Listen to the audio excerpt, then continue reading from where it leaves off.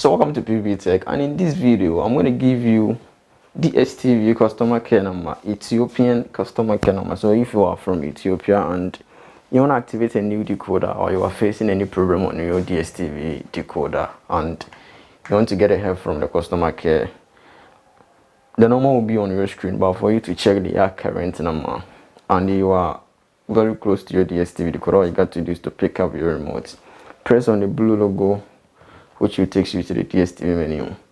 Use the arrow left and right keys and then search for help.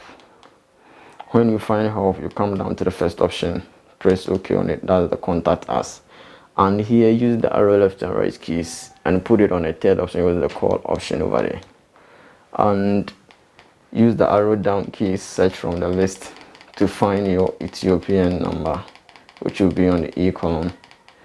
Alright, so that's it, +251 116 14110 1010.